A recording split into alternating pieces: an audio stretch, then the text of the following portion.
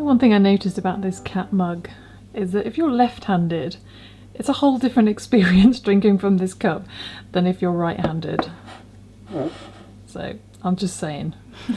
So today I thought I would talk about journaling and sketchbooks and diaries and how they helped me get through a moment of grief, but also going back in time, and how I used journaling and writing in diaries to help me through difficult times in my childhood, and talk about some of my experiences that I went through, and maybe you might find it inspiring and helpful to you, and maybe inspire you to start doing some sketches and starting a sketchbook and journaling. And I'll look at some of the different things that I've done in my sketchbooks. These are kind of like my favourite go-to sketchbooks at the moment. These two are actually empty. There are a couple of handmade sketchbooks that I made recently from some recycled paper using the sewing method. So in my tutorial I showed you how to make a perfect bound book using glue, and these ones are actually the proper book binding. Well, not that they're not proper, but this is like the sort of more using sewing and stuff like that sketchbooks with little headbands and recycled paper and material to cover it as well. I remember buying this fabric in Japan, and it's been sat around my house for quite a long time actually, so it's been really nice to put this to good use and make some beautiful sketchbooks. And this is actually watercolour paper, but I have actually used it for acrylic because of the type of acrylic painting that I do.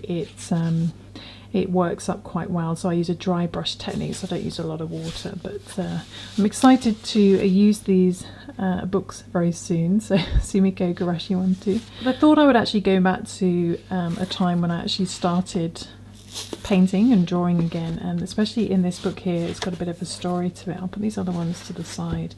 This is a book that I bought, a little sketchbook that I bought at the Eden Project in Cornwall, and I bought this on a holiday that was quite an emotional holiday for me because it was only a couple of months after my granddad passed away. And when my granddad passed away in 2019, it was a really traumatic experience, and not so much because of losing my granddad. Me and my granddad weren't actually that close, but it was just the whole experience of seeing him dying in hospital and all the family sort of confrontations, because all these sort of external family coming together that hadn't seen each other for a while, and it was quite an experience. I think I said in my last video that I was working on my scratch build when my granddad was actually took a turn for the worse in hospital, and I haven't touched that since. And I think that when I went down there, when I went to see him in hospital, and it's strange now because looking back now, I'm actually grateful for having that time, because obviously there's a lot of people dying of pneumonia and things in hospital at the moment, and their family members can't be with them, they can't get to them. So in some ways I was really lucky in that sense that I had that time with my granddad. But I went into the hospital and I went down there to see him, and I went in, and it was really strange because I was expecting to see my parents in there, and my parents weren't there, but my aunt and uncle, my cousin were in there, and I hadn't seen them for a really long time, so it was kind of like a bit awkward because I'm not not a particularly sociable person as it is, and so I was kind of like a bit shy, and I didn't really know what to say. It was a really awkward situation, seeing these people in this particular environment. And my granddad was there with his wife, not my grandmother there, there's like a step grandma there. My grandparents are divorced. And it was kind of this awkward moment of silence, and then eventually my uncle got up and he said, oh, you know, you sit down and be with your granddad.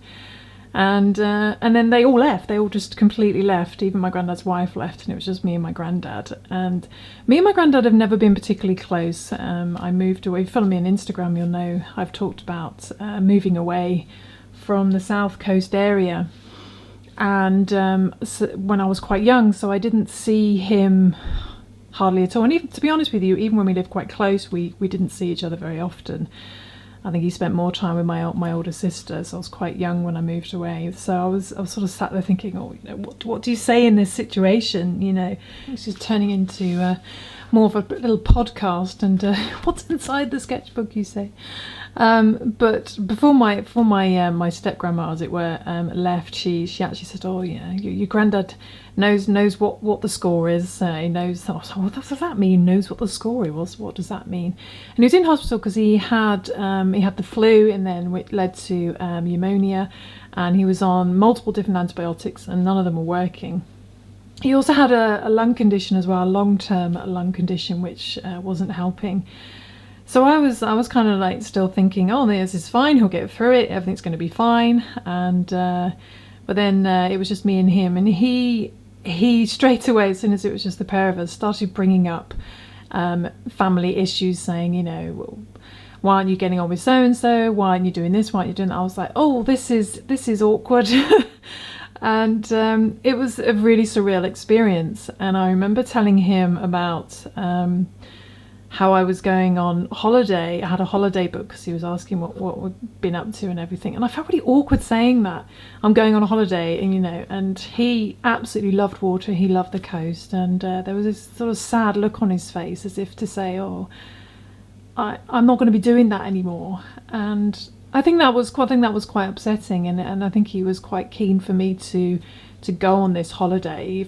Even, you know, he passed away. I did not feel like going on holiday. It's like the last thing you feel like doing.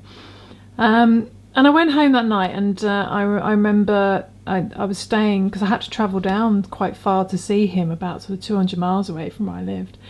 And so I stayed in this quite bleak hotel, and the weather was really dreary and wet, and it was all really, really depressing. And then I went in, I said, oh, I'll come back and see you the next day. And I went back in to see him the next day.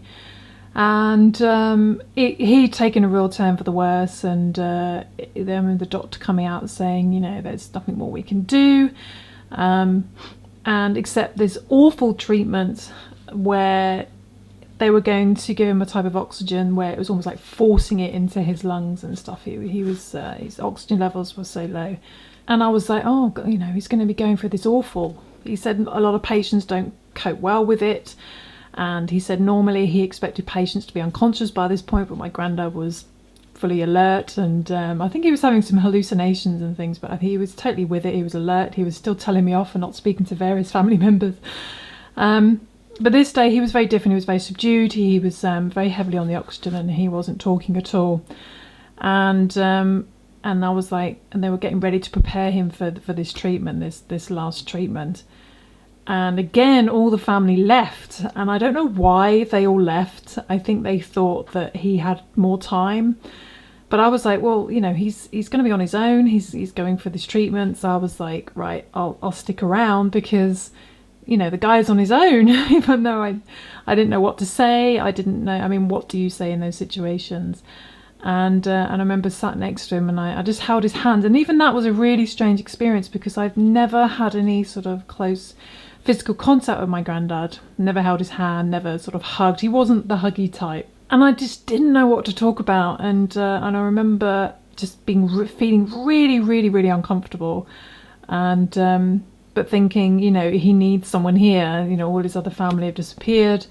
The nurses were like sort of running around, and he wasn't coping with this oxygen treatment. And he was like telling me to get the nurse, because he just didn't want it.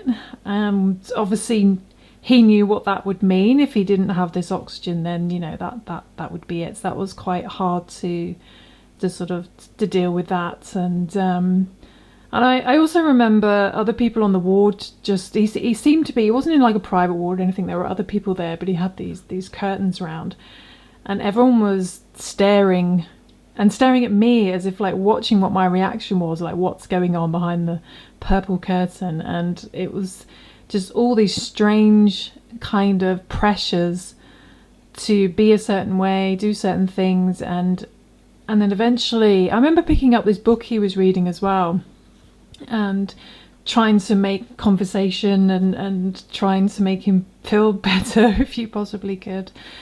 And I remember him like patting the book as if to tell me something, because he couldn't speak with this oxygen mask on, and I was like, I don't know what he was trying to say. And I think that will always bother me, like what was he trying to say about this book? Did he want me to read the book? Did he like want to talk about how good the book was? He wanted me to read the book. You know, it was really, really difficult situation, and I was just waiting for his wife to turn up, and she wasn't there because she was waiting for her daughter to arrive, and it was at home. And I remember my granddad had asked people to go and get her, but I thought they'd gone to get her and they hadn't gone to get her, and it was just like I was just waiting for some other family to turn up.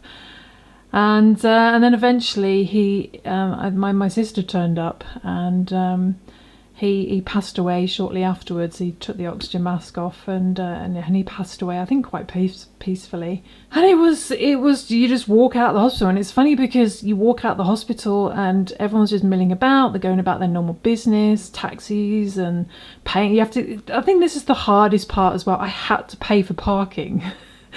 It's like I've literally just been here for this traumatic experience, seen my granddad die, and I'm walking out and I have to go to a pay machine and pay for parking, which is such a mundane thing to do, but it just seems such an incredibly insensitive thing to put people through that are visiting hospitals. And I remember driving away and just thinking, you know, how do you even move on from this experience? And coming to the idea as well that this person just literally doesn't exist anymore. They're gone. You know, you start thinking about, oh, should I have spent more time with him? Should I have got to know him better? Should I have called him more?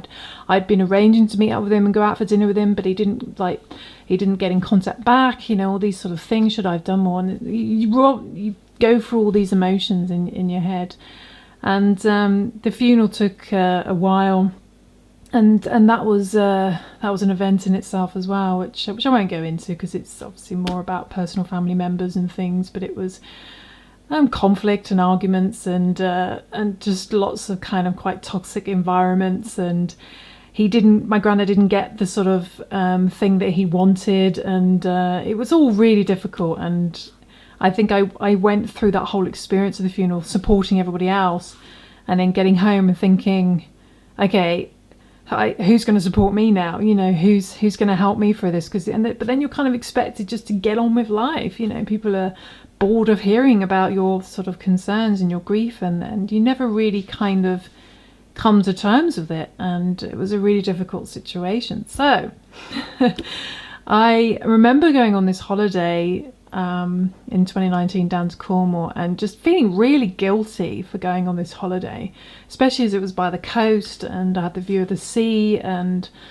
my granddad, absolutely, like I said, he loved water, he loved the sea, and I knew how much he would have wanted to have been there. And what was really strange though was there was this robin who kept coming to, like, there was like a veranda looked out over the sea, over the sort of cliff in Cornwall, and this robin would come almost every morning and just perch, and I would sort of held out some seeds in my hand one morning, and he would eat from my hand. It was like, it's really bizarrely tame. And they always say that when a robin is near a loved one is dear, or something like whatever that saying is.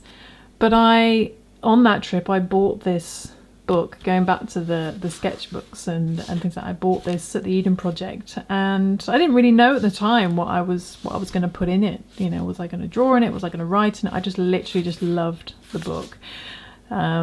It was like something was propelling me to buy it for no reason, and strangely, people I was on holiday with actually ended up buying me a miniature version as well. So clearly they know me. So But one time I made a point of this holiday to not be on social media. I switched my phone off for a week. I just really wanted to detox from society, from people, from family, from in that time around sort of, you know, the Happy Berry, the crochet and the YouTube and everything I was doing. And I was kind of sort of, I suppose, bored. I didn't know. I was like suddenly, oh, what do I do? I know I need time for myself. I don't want to sit dwelling in my thoughts. And I spent a lot of time sat outside on this veranda, and there was these huge big pine trees on the cliff edge. And one of the very first things, you finally get to open it now, one of the very first things that I drew in this book was this tree. And this was the tree that was the view outside this place I was staying in Cornwall. These huge pine trees with these huge pine cones.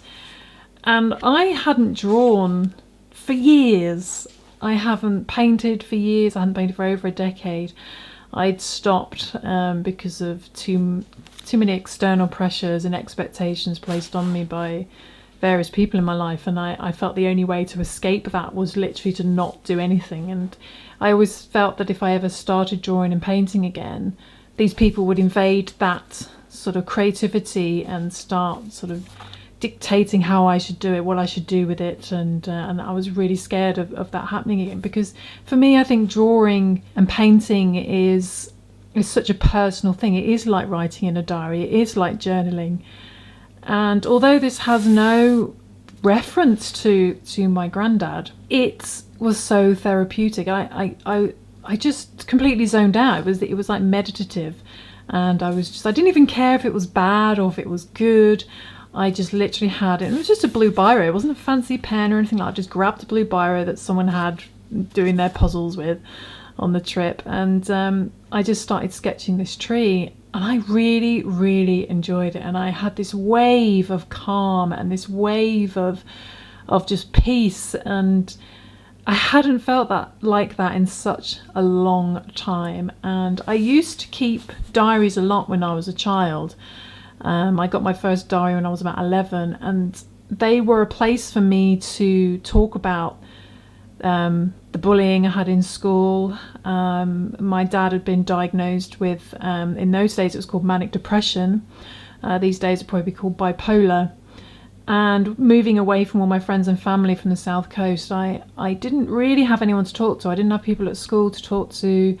I didn't have friends to talk to. I did have friends, but they weren't friends that you would talk to, you know. They would think you were weird or something. And my sister and I have never had a particularly close relationship, and my parents were obviously very much involved with my dad's illness and what he was going through. So I would spend a lot of time in my room and having all these sort of feelings and emotions, and like moving areas, dealing with bullying, and really some quite mundane things as well. And the diary for me was a way to get those thoughts out, to have someone to talk to. And my diary, I used to literally write to my diary as if it was a person that would just listen and not talk back or tell me how to feel or what to do or try and solve my problems. It just listened. And I think a lot of children young people could probably relate to that. Even older people could relate to that. And I think that it helped me get through tough times in school. And I wrote in these diaries up until pretty much the age of about 18, 19 years old. So quite a long period of time in that decade, ranging from just bullying in school up to relationships, boys, my first serious relationship, even some quite dark trauma things that happened to me in my teenage years, which I'm not going to go into. But for me, the diary was a therapy, and I don't know why I stopped writing in diaries. I think because the diaries were quite childish looking. I had a Jelly Babies one, but I think I just closed it up and put it away and got on with life. I'd started working. I'd moved to London. And, didn't have time for that. And what's really interesting is when I stopped journaling, when I stopped writing my thoughts, because these diaries, I didn't just write in the diaries. I would just sometimes write random words, and I would do sketches and doodles and just even outline some of the sort of the paper in the book. It was just a way to express myself. which was I didn't really have in my childhood to do so. I came from quite a very controlled childhood, told what to do, what to wear, what to say. I had no way to be creative. I had no way to express myself because it was always judged. I was always told, no, that's not how you do things, this is how you do things, that's not acceptable, this makes us look bad, and that has kind of carried on into my adult life. And I think that's when you start looking at toxic relationships and assessing the people in your life and how controlling they can be. So, well, as I was saying, when I went to London, I stopped doing this. I did what was expected of me. I worked hard, and I ended up just kind of losing it in London. I remember coming home one day after living in London for a couple of years. I remember getting home and I just sat in the dark. The day suddenly got darker. I sat in the dark, had a bottle of wine, and I just drank this wine and just sat in the dark. I didn't turn any lights on. I didn't turn the TV on, and then eventually I just passed out and went to sleep. And I thought, this is a dark moment. And I think it was just the complete lack of creativity, freedom of expression, and just living to make other people proud of you without actually thinking, am I proud of myself? Am I proud of what I'm doing? Am I happy? I always felt, trying to make other people happy. And I think this is turning into quite a sort of long story, so I'm gonna have some of my coffee before it gets cold. But there was a lot of events in my growing up that were difficult. Obviously dealing with my father's illness and bullying in school, some trauma events in my teenage years, and then obviously not coping in London. But even before I moved to London, I left home at 16 because my home life was quite controlled, very, very controlled. It's the only word to really describe it.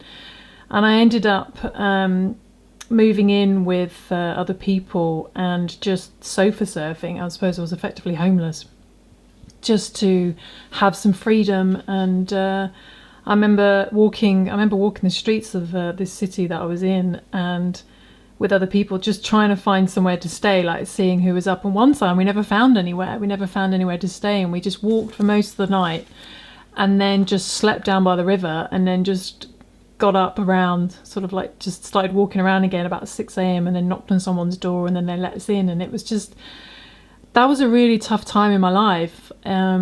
I had no money and I had no food, and I remember being in these huge shared houses, and someone would go and get a bag of chips and would just share it with everyone in the house, and you'd be so grateful for just having a few chips, even if they covered in curry sauce, which I hated. It was just some food. And I think that, but weirdly, during that time, I did feel free. I felt like I could be who I wanted to be. I could just be around the people I want to be around, and do what I wanted to do. And then obviously, as I got older, the expectations on, you need to do something, I did go to art college, and it was like I was expected to do something with my qualifications. Just sitting around painting and living in bedsits and was not good enough, apparently. And although I do remember painting this amazing mural on my bedsit ceiling of a huge sun, and I wonder if that ever got painted over. But and that's why I ended up starting my career, I suppose. And I was actually really lucky getting into the job that I did, because I remember I just randomly started writing off to companies to see if they had any sort of graphic design, web design related arty jobs. And this one company who was it was a web design company actually, they said, oh yeah, come in and it'd be nice to meet you. And I got this job. It was a ridiculously low paid job, but it was a full-time job, and it was creative, and it was just as the internet was taking off, and it was one of the best jobs I think I ever had. And that was before I moved to London. And I think that I'm kind of really grateful for that opportunity to have set me on to having a career, but also something that was creative. But unfortunately in London, that creativity slowly got squished and squished and squished, because I distinctly remember, although I worked for this amazing advertising company, it was a really good company and the people were lovely, I was working in a converted garage with no natural light, and I stayed there for over a year, just 9 to 5 or 9 to 6 I think it was, Monday to Friday, just in this garage with no daylight. It was just artificial lighting, and then they expect you to be creative. They're like, right, create, be artistic, do amazing things, and you're like, it's so grey, it's so boxy, but you're expected to be grateful because it's well paid, and I was, but it didn't translate into a happy life.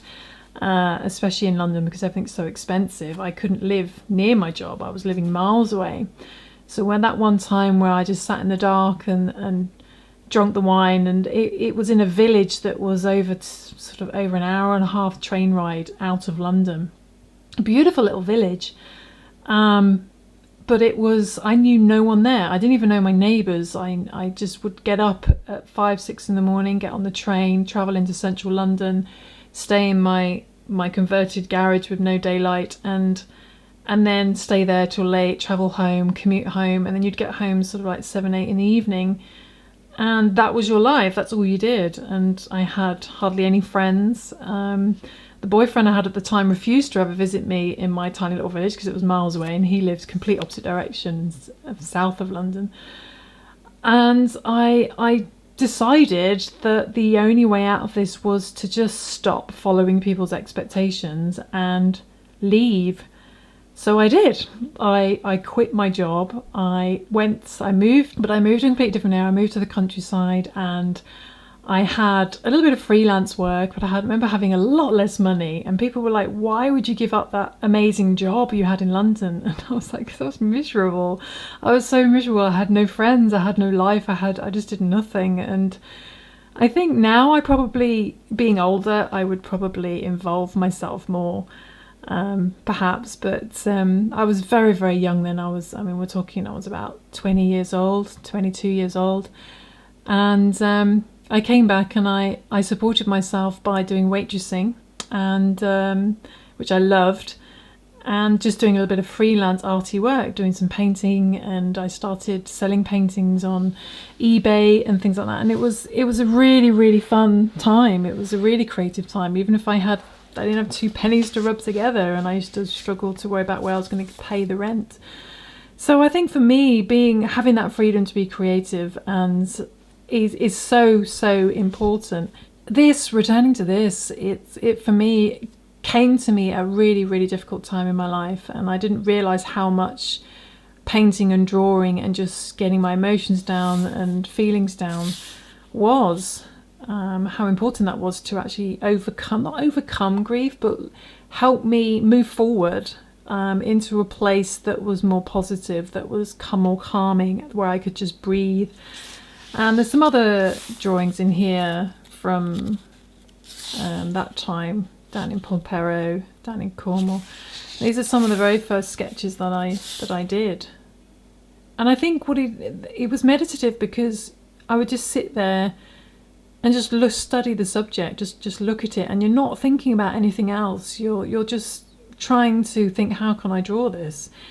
You're just zoning out from your life for 5 minutes, and just relaxing and taking in the sounds around you and the things around you. And although what you don't see in this picture is the fact that my shoe got pooped on by a seagull about 10 minutes before I started drawing this.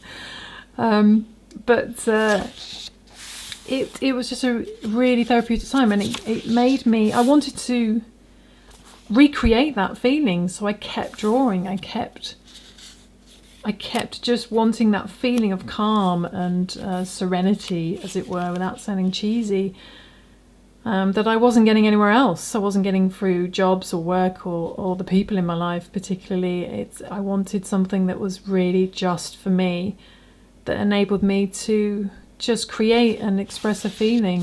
And the boat theme and water have always been special to me, and like I said in another video, why I paint water so much. And little seagulls there, and it's continued on from there. So although it's a different type of journaling, I think it is just sketching feelings and places, and it's just carried on from there. There's a recent one I did in here, going up to more recent pictures. This is a sketch that I did very recently on a woodland walk, and I realised I really like sketching trees and foliage as well as boats. So just being out in the forest and the peace and quiet and the nature and the birds, and especially at the moment where it's all wet and damp and the world is just sort of resetting itself, ready for spring. It's a nice atmosphere, but you don't have to do drawing. I think it can, expressing yourself can be in so many different ways, whether that's through painting. If we have a look at, this is one of my other sketchbooks that I made recently. Actually added a ribbon to this one, but I'm not so keen. It doesn't really work so well, the ribbon, but this one is more for acrylic painting. And it works because I do a dry brush, so it's not as wet. But these little sort of postcard pictures of moments and memories and feelings, and so I'm slowly working through that. And that's actually a painting I did today. And this is of Lincolnshire coast. When we moved away from the south coast, we moved up to Lincolnshire. Although I didn't spend a lot of time on the beach. It's nice to sort of look back to that very kind of openness that Lincolnshire had. But even if you're not, like, you don't enjoy drawing and painting, I've got even another type of sketchbook. This was a book I bought purely because I just love this illustration on the front. It's got a nice feel to it as well. But this one is very, very different. There's all sorts of random things in it, little cartoons, things I was working on, trying some various things, but especially these sort of more really expressive collage journaling, again with some sort of water appearing in there. But I went through just cutting out bits of magazines and collaging and putting things that have memories to me. And this goes back to the time when I used to write in my diaries, where I would just stick things in my diary that reminded me of things around that time, whether they were tickets or gifts from friends or just things I wanted to remember. And it's really funny looking back at those now, because it just brings a feeling back, an emotion back, and positive or negative. And I know a lot of people are worried about writing diaries and doing journaling because of the vulnerability of opening yourself up and somebody else looking at it. But I highly recommend doing it, because I don't think we should be embarrassed of who we are and how creative we can be, and about expressing ourselves. And this was something I worked on during the time I did a video for Portia Yoga Mum on the Run, who talks a lot about journaling as well. And she sort of opened up my eyes to doing really creative journaling, and I got really into cutting out words from magazines that resonated with me, and just got really, really creative. And it actually I started this side, and it got quite dark, with sort of like red-eyed people and lots of black and stuff, and it was about go wild, break out from that. And to this side, which is more sort of calming and relaxing and more of an essence of how I paint and things. And I always like this little thing I put together: get in touch with crazy. Just get in touch with yourself. Learn, make, live. Out the drama. Go wild, just be you. And start with difficult questions. So, but also I've done not just collaging or painting, I've done drawings as well, where I just sat in the evening with a pencil and just doodled. When you're sort of sat on the phone and you're doing doodles, and then it just stops once the phone call ends. But that is a very small moment where your subconscious is allowed to express itself. So imagine what would happen if you just let that continue, just let the doodles continue. And I did a lot of this just whilst watching TV and or just having a peaceful moment. And I don't even really know what it means or anything like that. It seems to be very mechanical, and the crying robot, which I think is very, very tragic. And I don't know, maybe it could represent something of feeling controlled and boxed in and programmed, and feeling sad about that and wanting to break out onto that. And then this strange sort of alien creature, really, with a disaster scene behind, saying, "Why are you afraid?" So yeah, I don't know what that's about, but I don't think you should be embarrassed or ashamed of the sort of doodles that you draw, because it's just doodles, and it's just about expressing things, and some of these things don't even make sense. They don't need to make sense. They just appear. So, and that's a very strange drawing that I did for no apparent reason. And I think that's all I've done in this little journal. But yeah, I mean, that's kind of like my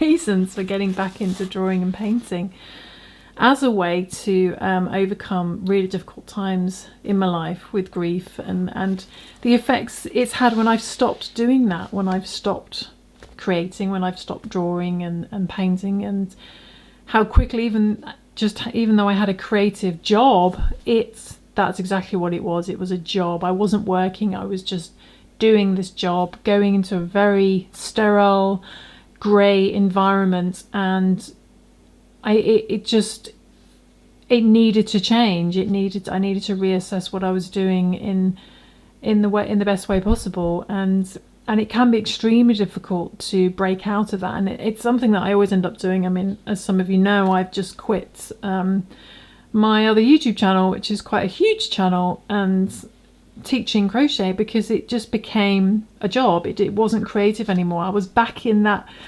sterile, no natural light converting garage in London again, and trying to be creative. And I think that when you get yourself in those boxes, you need to think to yourself, look, how can I change what I'm doing? Can I make small steps? Obviously not drastic steps like maybe I've done, but just small steps. And I think journaling and getting little sketchbooks is a really, really fun way to allow your subconscious to express itself, and it can be really therapeutic and calming. And I hope you'll give it a try, and I hope this video has inspired you. I don't know if I've rambled on quite a lot in this video, but I hope it's inspired you to give journaling a try, and maybe I'll do some sketching and drawing live on camera at some point as well, and hopefully fill up these sketchbooks in time as well. I've got a few to keep me going.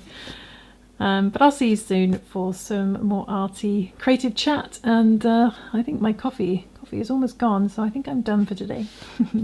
See you soon, guys. Bye.